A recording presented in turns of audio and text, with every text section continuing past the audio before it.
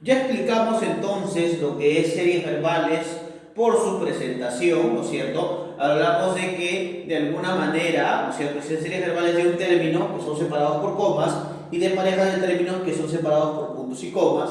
La relación de términos se establece por una relación secuencial inmediata y la relación de parejas de términos se establece la relación por parejas de palabras, ¿correcto?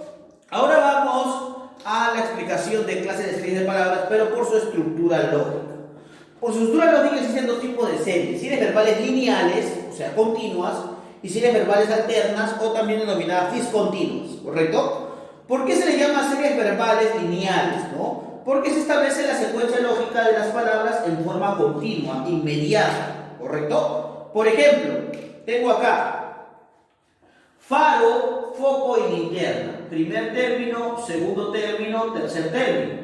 Debe encontrar acá el cuarto término, ¿no es cierto? ¿Y cómo encontraría el cuarto término? Primero, adaptando la relación inmediata que se establece entre cada palabra que forma parte de la serie. Por ejemplo, faro, foco y linterna son elementos que están dotados de luz, ¿no es cierto? O que dotan de luz un lugar a oscuras o en penumbra.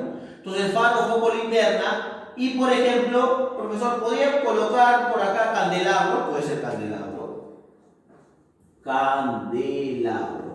Profesor, ¿puedo por acá colocar lámpara? Lámpara también, por ejemplo.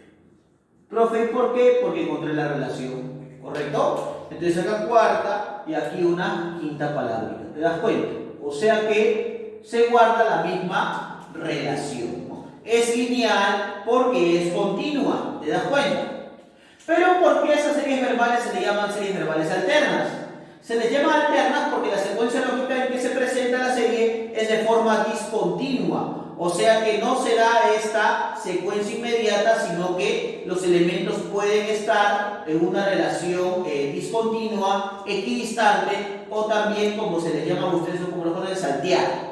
Por ejemplo, miren por acá. Tengo Perú y tengo Ecuador y tengo Lima.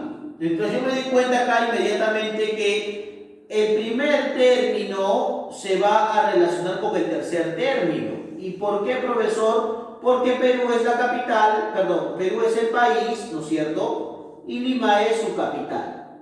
Entonces tengo que buscar la relación entre el segundo término con respecto a qué cosa iría acá. Y perfectamente si la relación es de país y capital, entonces acá la respuesta correcta vendría a ser ¿qué cosa? Quito, ¿no es cierto? ¿Y por qué sería Quito? Porque la relación se establece de manera alterna. Mira por acá. ¿Te das cuenta? De manera alterna. Ahí está. Entonces, profesor, según su estructura lógica existen las series lineales, o sea, continuas, y las series alternas, o sea, discontinuas o alternas, como se establece esa estructura. ¿Correcto? Entonces, hasta allí hemos visto las clases de series verbales.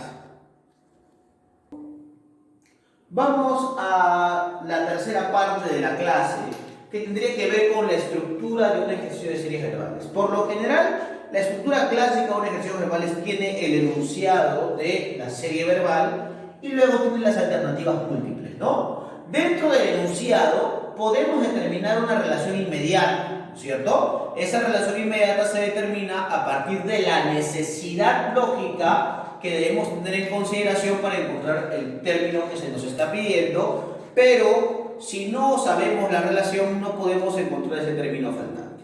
Primero tenemos la siguiente serie, ¿no? O tenemos, digamos, el siguiente ejercicio.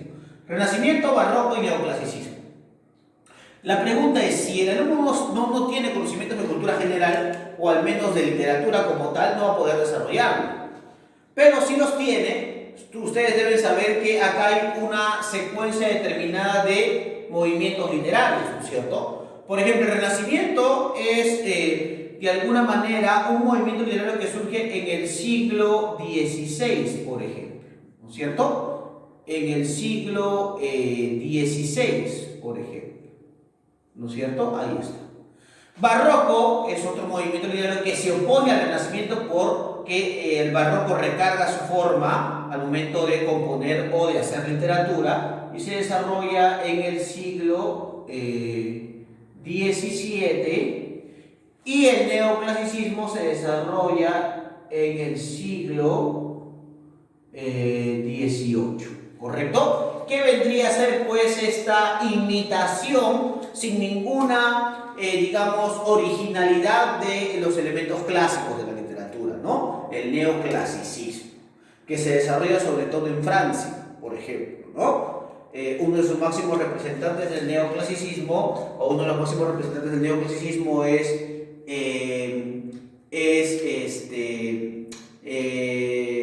si mal no me equivoco, en la época del afrancesado, ¿no es cierto? Ahí estaríamos hablando de Leandro Fernández de Moratín, por ejemplo, en España, ¿no? Y bueno, tenemos también a Jean-Baptiste Poquelin, ¿no es cierto? También con el lavado, por ejemplo, o también denominado Molière, ¿no es cierto? Si tú sabes de alguna manera esas funciones evidentes, y yo creo que las sabes porque el año pasado te las enseñé, entonces de alguna manera hay que remarcar también que cada movimiento literario se expresa en oposición al otro. Por ejemplo, el barroco surge en oposición al renacimiento, el neoclasicismo surge en oposición al barroco. ¿Y qué elemento surge o qué movimiento literario surge en oposición al neoclasicismo? Y es, si tú lo sabes, ¿no es cierto?, es el romanticismo, ¿no es cierto? Esa sería la respuesta. Profesor, pero para hallar, ¿no es cierto?, la respuesta, usted ha tenido que hacer un sinnúmero de elementos o tener un conocimiento previo o establecido para encontrar el campo semántico. Es lógico, ¿no? Porque si no, no hubiera encontrado pues el término faltante o la alternativa correcta. O sea que estos que son, profesor, movimientos literarios, ¿correcto? Literarios. Ahí está, chicos. Y además dijimos que cada movimiento existe en oposición al anterior, ¿no es cierto? Profesor, entonces, entiendo hasta el momento que para desarrollar las series verbales, lo que primero tenemos que hacer es primero saber el contenido de la serie y luego encontrar una relación inmediata, sí. O sea que esta relación inmediata se establece a partir de ¿qué cosa?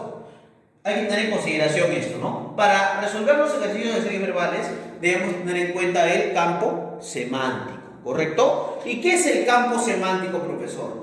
El campo semántico es un grupo de palabras que están relacionadas entre sí por su significado, o sea, por su cualidad, o sea, por su sema común. Por ejemplo, estos elementos se relacionan porque los tres son movimientos literarios. Ese es su campo semántico.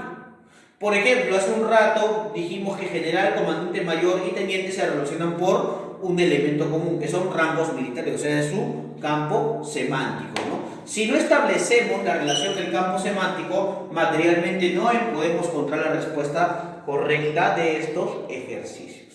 ¿Sí? Profesor, para solucionar esos ejercicios, ¿qué debemos tener en consideración? Primero, el método de resolución mismo. Establecer el campo semántico de las palabras de la premisa. Siempre el campo semántico o la relación inmediata, ¿no? Esa relación que dé continuidad o esa relación que le dé un sentido lógico a la propuesta inmediata, ¿no? Tomar en cuenta la secuencia lógica con que están agrupadas las palabras. Secuencia lógica quiero decir, si yo me doy cuenta que la serie es alterna o si me doy cuenta que la serie de alguna manera es lineal o continua. O si se establece a través de las comas, que es de un solo término, o si se establece a través del punto y coma, que son de parejas de términos, ¿no? Y finalmente hay que relacionar las palabras de la premisa con las alternativas propuestas hasta hallar la respuesta evidente. ¿Correcto, chicos? Entonces, esto es lo que yo quería que supieras de la teoría, ¿correcto? Porque si no sabemos la teoría, básicamente la práctica la haríamos de una manera errónea, ¿no? Porque es importante establecer la teoría de las series verbales. ¿Correcto, chicos? Ahora vamos a desarrollar y nos vamos a ir a los ejercicios de aplicación. Vamos a desarrollar en este caso el nivel básico de los ejercicios de series verbales que tenemos allí. Me dice allí incautar, tengo decomisar y tengo embargar. ¿Qué quiere decir? Sustraer un producto ilícito, ¿no? Estamos en esa relación. Si incautar, decomisar y embargar tiene que ver con sustraer algo que se presenta como ilícito, por ejemplo, una persona que quiere trabajar digamos, en la vía pública y no tiene los permisos establecidos, se le embargan, se le decomisa o se le incautan las cosas, ¿no? ¿Por qué se le incautan? Porque de repente o bajo una condición de ley están haciendo una actividad ilícita, ¿correcto? Y por eso se le incautan estas cosas. Entonces, si estaríamos en esa relación de sinonimia, ¿cuál sería la respuesta correcta, profesor? La respuesta correcta sería la A, confiscar, sería la respuesta correcta. Entonces acá coloco A y sería confiscar, ¿correcto? Vamos a seguir desarrollando los ejercicios que corresponden al nivel básico, pero en la siguiente parte del video, ¿correcto, chicos?